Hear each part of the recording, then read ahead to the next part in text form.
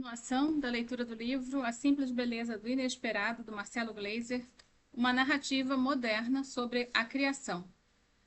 Toda cultura tem uma história da criação, uma narrativa que tenta responder de alguma forma à questão mais complexa que podemos fazer. De onde viemos?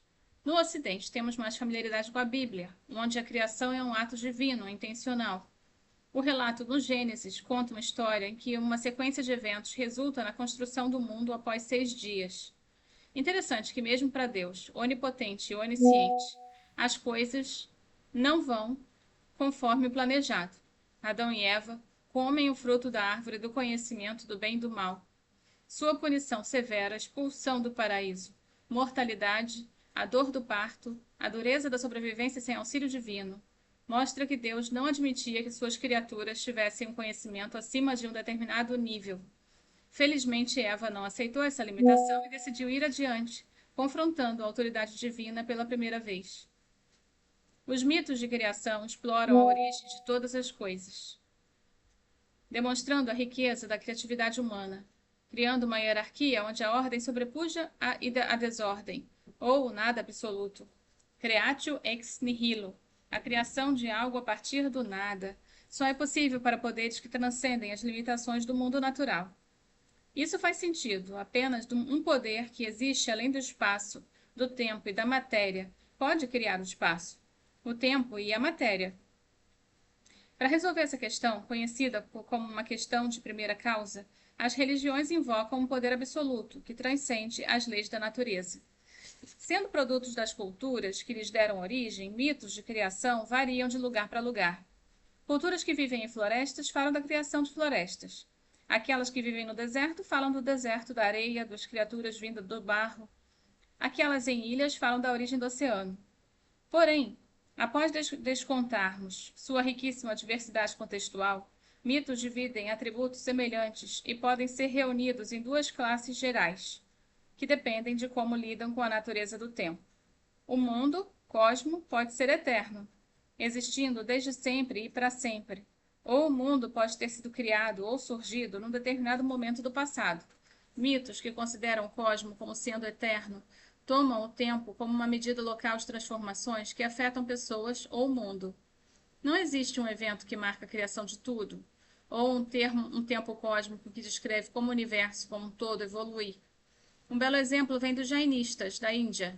Saiba que o mundo não foi criado e é como o tempo, sem um início ou um fim. Outra opção é que o universo passe por uma sucessão de ciclos de criação e destruição, como no mito hindu dos deus Shiva.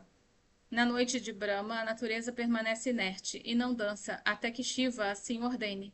Despertando de seu transe, Shiva dança, enviando ondas que reanimam a matéria. E a matéria dança, brilhando gloriosamente à sua volta. Dançando, Shiva dá suporte aos múltiplos fenômenos materiais. Quando o tempo amadurece, ainda dançando, ele usa o fogo para destruir todas as formas e nomes e descansa mais uma vez, até um novo despertar. O deus hindu dança para criar e destruir o mundo, dando à matéria ritmo e energia a cada ciclo de existência cósmica. Mitos com um momento específico de criação são bem mais comuns. A Bíblia, sendo o exemplo familiar no Ocidente, o tempo começa em um determinado momento do passado, marcando o nascimento do mundo e um pouco depois dos animais e das pessoas. O mito cultural islandês é chamado de Edda, escrito por Snorri Sturluson no início do século XIII, em um dialeto escandinavo antigo, incorporando vários elementos e cenas das sagas dos vikings. Eis algumas linhas que ilustram como os deuses criaram a vida. O primeiro mundo que existiu chamava Muspel, onde a luz e as chamas eram tão quentes que apenas os nativos de lá podiam suportá-la. Em meu livro A Dança do Universo, livro do Marcelo Gleiser, dos mitos de criação ao Big Bang, ofereço uma discussão mais detalhada dos mitos de criação e da relação com as ideias da cosmologia moderna. Então, na história islandesa, Surte guarda a fronteira de Muspel com uma espada flamejante. Quando o mundo chegar ao fim, ele irá destruir todos os deuses e queimar o mundo com fogo. Além de Muspel, existe o grande vão de Ginnungagap, e além de Ginnungagap fica o mundo gelado do escuro de Niflheim. E é Ginnungagap que o gelo, neve, vento e chuva gelada vindos de um Niflheim, encontram calor, luz e ar agradáveis de Muspel. Do encontro do calor e do gelo aparecem gotas, e desse líquido gerado surgir Ymir, o ogro gigante. Os deuses Odin, Vili e Vé mataram Ymir, e de seu sangue fizeram o mar e os lagos, de sua pele a terra, de seu cabelo as árvores, de seus ossos as montanhas, dos vermes e da sua carne fizeram os homens, da sua caveira o céu, e do céu, e de seu cérebro as nuvens. De acordo com a narrativa do Edda, somos todos descendentes dos vermes que comiam a carne de Ymir, o ogro gigante. Aparentemente, os islandeses não viam a humanidade com os bons olhos. Hein? Agora, compare essa narrativa da criação islandesa com o mito da criação chinês, conhecido como a história de Panku, escrito em torno do século III. De acordo com o mito, no início do tempo, o universo era um ovo cósmico. Quando o ovo quebrou, um gigante saiu dele, Panku. Com ele saíram também os dois elementos básicos, Yin e Yang. A narrativa continua. A criação do mundo só terminou quando Panku morreu. Apenas sua morte pôde aperfeiçoar o universo. De sua caveira veio o domo do céu. De sua pele veio o solo. De seus ossos as pedras. De seu sangue os rios e mares. De seu cabelo a vegetação. O vento veio da sua respiração. Da sua voz o trovão. A lua veio do seu olho esquerdo. O sol do seu olho direito. A chuva veio de sua saliva e suor. E dos vermes que cobriam seu corpo vieram os homens. A cultura chinesa possui o mesmo entendimento da cultura islandesa. Como que duas culturas tão diferentes, separadas por 10 séculos e por distâncias enormes, compartilham uma narrativa de criação tão semelhante, onde o mundo vem dos restos de uma criatura divina e a humanidade dos vermes que devoram sua carne? Antropólogos culturais, estudiosos das religiões, dedicam carreiras inteiras ao estudo da mitologia comparada, identificando tendências semelhantes e diferenças importantes entre os mitos de diversas culturas. Eu não sei se a semelhança que ilustro aqui entre mitos e criação islandês e chinês já foi discutida, mas certamente deveria ser. Nas minhas leituras, identifiquei certos símbolos universais de mitos e de criação, imagens que recorrem através da história e diversas. Com certamente. Deixa eu ver, me perdi. E que seguidores de Carl Jung chamariam de arquétipos da criação. O cérebro humano pode contemplar apenas algumas respostas possíveis para a questão das origens de todas as coisas, inclusive a nossa. Retornando agora à ciência moderna, temos após um século de muita confusão e de descobertas fenomenais, uma narrativa moderna da criação baseada em dados e observação sólidos, uma história que podemos aceitar com confiança. Ilustrando mais uma vez os arquétipos da criação, é curioso que durante a primeira metade do século XX, quando não tínhamos ainda dados para testar os vários modelos matemáticos que haviam sido propostos por cientistas para descrever o universo, encontramos algumas das mesmas imagens dos mitos de criação. O universo eterno, o universo fênix, o universo que surge do nada, creatio ex nihilo, etc. Onde podemos encontrar um país mais claro das origens comuns do pensamento humano, combinando elementos religiosos e científicos? Apesar das semelhanças, tudo muda quando cientistas produzem dados e observações capazes de eliminar modelos hipotéticos.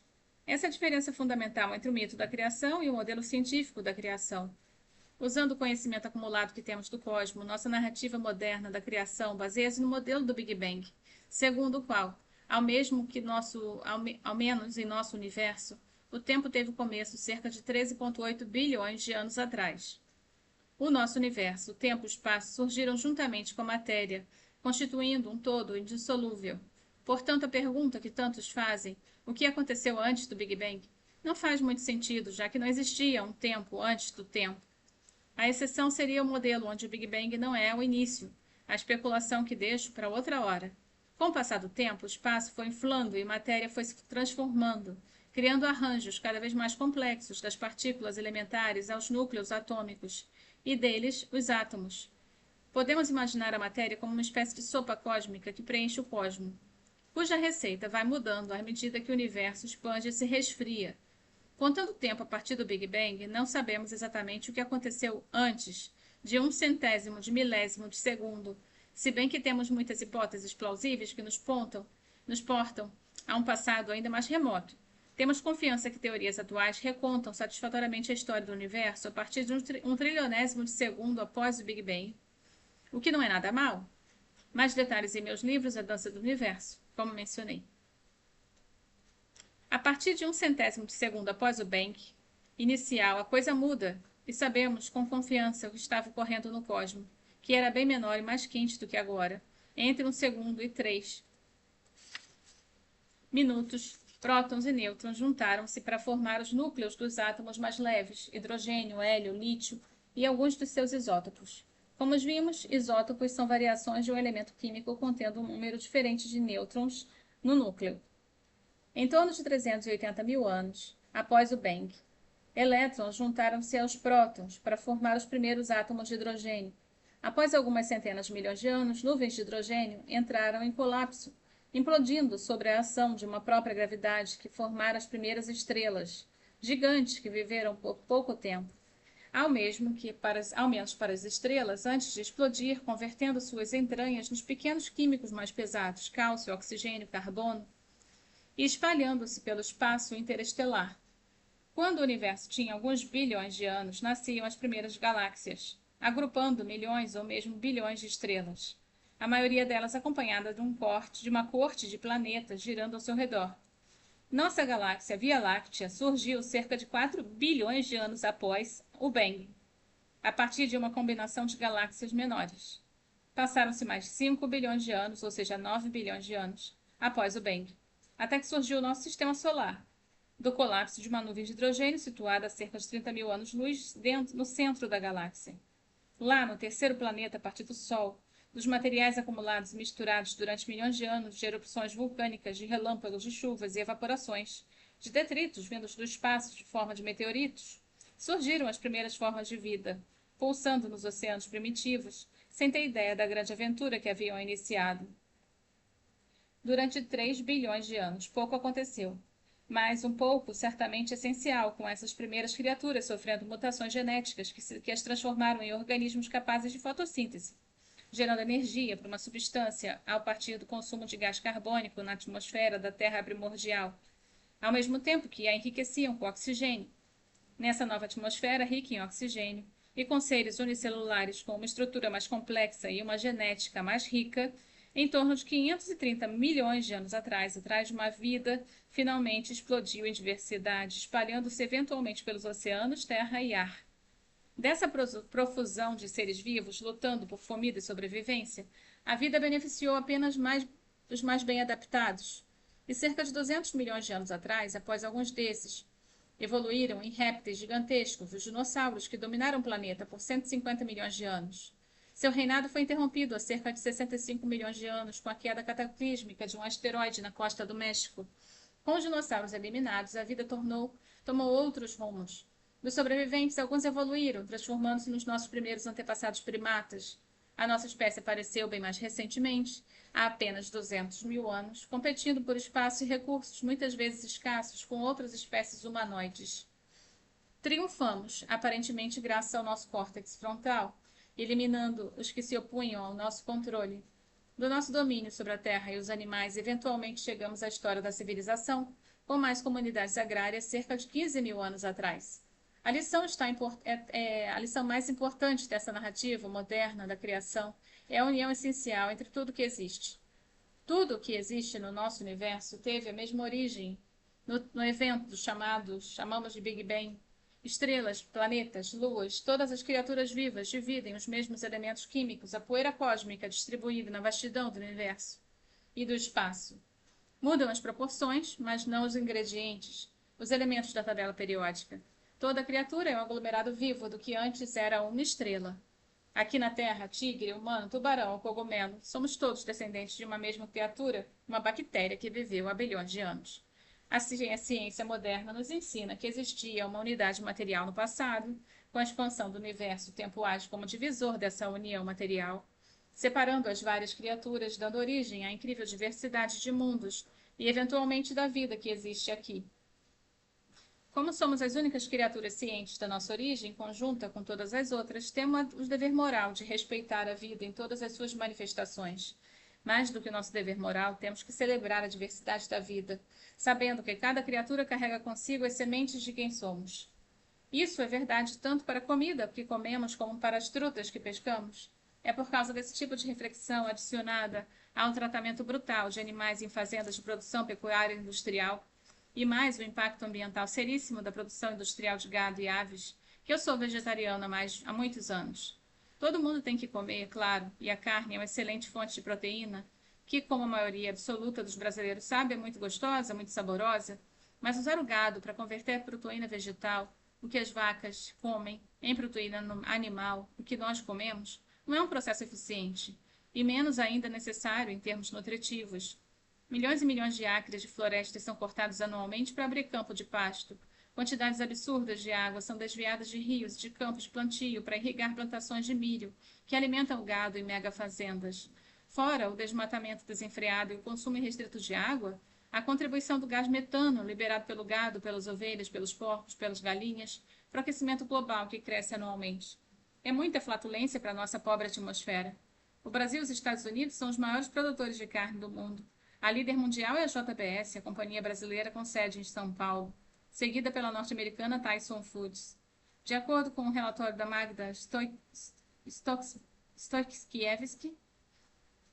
diretora do movimento Amigos da Terra Europa, do inglês Friends of Earth Europe, baseado em dados da Organização de Alimentação e Agricultura das Nações Unidas, nada representa de forma mais dramática o que há de errado com nossos hábitos alimentares e práticas agropecuárias do que o setor pecuário e a busca insaciável por carne barata e abundante. O relatório extremamente oportuno, mesmo que perturbador, pode ser encontrado na internet sob o título Meat Atlas. Os números são chocantes. Só a JBS comete o massacre diário de 12 milhões de aves, 85 mil cabeças de gado, 70 mil porcos, vendidos para 150 países. Uma verdadeira carnificina, enquanto vivos, os animais são espremidos em espaços diminutos e cruelmente tratados. Sua morte é brutal, rápida e mecanizada. Para aumentar a margem de lucro, os trabalhadores recebem salários baixos e dividem condições precárias de trabalho, aumentando seu estresse. Na tentativa de evitar a difusão de doenças, cabeças de gado recebem quantidades enormes de antibióticos. Em torno de 80% dos antibióticos vendidos nos Estados Unidos são destinados a aves e gado. Esse abuso resulta no aparecimento de superbactérias, comprometendo a eficiência desses medicamentos. O processo de seleção natural eventualmente leva a mutações das bactérias que as tornam imunes às drogas. Esse é o exemplo trágico de como funciona a teoria da evolução. Nos Estados Unidos, cerca de 23 mil pessoas morrem anualmente de infecções resistentes ao tratamento por antibióticos conhecidos. O perigo das infecções pandêmicas já é palpável e potencialmente devastador. A cadeia de eventos que vai do nascimento do bezerrinho bonitinho da fazenda ao pacote de carne nas prateleiras do mercado é tingida de sangue e desumanidade. Sim, o churrasco é gostoso e temos 8 bilhões de pessoas para alimentar, mas temos que nos perguntar por quanto tempo vamos continuar a ignorar o óbvio. Que nossa cultura é insustentável ambientalmente e detestável moralmente. Há muito que deixamos para trás nossos ancestrais do Paleolítico, especialmente os jovens que deveriam se preocupar com o mundo em que vão viver nas próximas 4 ou 5 décadas, têm que começar a mudar. É hora da nossa dieta ser consciente, consistente com os nossos avanços culturais. A questão da carne não é uma questão nutricional, existem muitas outras fontes de proteína. A questão da carne é uma questão de paladar e, portanto, cultural. E essa cultura tem que mudar. Sempre que eu abordo esse tópico, tento ao máximo não soar crítico ou superior. Afinal, eu comi carne e peixe por muito tempo, mesmo que não fosse um carnívoro natural. Tentei resistir quando criança, enojado com os nervos e os pedaços de gordura. Quando, sendo parte de uma cultura onde a carne é sinônimo de comida, eu fui forçada a comer, como todo mundo. Chorei muito diversas vezes, chegando quase a vomitar, mas, após mastigar por minutos aquele mesmo pedaço de bife que não conseguia engolir, eu só ia correndo até o banheiro para cuspir. Desde pequeno, eu lembro-me da minha perplexidade quando passava em frente a um açougue e via pedaços gigantescos de carne pendurados em ganchos metálicos. Até hoje eu estremeço, enojado por essas visões. Antes dos 10 anos, me perguntava por que as pessoas podiam comer isso, por que precisam comer carne. Mas comiam e continuavam comendo, mesmo com tantas outras opções deliciosas e bem mais saudáveis disponíveis que independem da morte de um animal. Críticos do vegetarianismo argumentam que a natureza é cruel, que o homem, no ápice da cadeia alimentar, tem o direito de fazer o que quer com as outras espécies. Predadores comem carne, afirmam. A lei da selva, dos mares, é a lei do mais forte. A lei é essa. É verdade, não existe um escrúpulo moral do leão que come a gazela, da raposa que mata o coelho, ou do tubarão branco que engole a foca. Mas não somos leões, não somos raposas nem tubarões. Ao contrário deles, não precisamos mais matar outros animais para sobreviver. Mesmo que uma grande fração da população mundial dependa do consumo da carne para sobreviver, os que podem evitá-lo deveriam fazê-lo, dado o que sabemos hoje. Felizmente, as diferenças entre nós e os predadores naturais está que tornamos cada vez mais clara, como vemos o aumento do número de pessoas afiliando suas dietas às práticas sustentáveis da agropecuária. Essas práticas incluem a agricultura orgânica, sem pesticidas, carnes e aves livres de antibióticos, hormônios e outras drogas, e um tratamento mais humano para o gado, porcos e aves. O humano é um adjetivo curioso, implicando que somos, em essência, bons. Os peixes e os frutos do mar são outro problema seríssimo, com navios do tamanho do campo de futebol esvaziando os oceanos de vida. Mas deixo a questão da pesca predatória industrializada para mais adiante, quando exploro o preço ambiental da pesca recreativa, incluindo a pesca fly, e seu impacto na sustentabilidade da vida nos oceanos.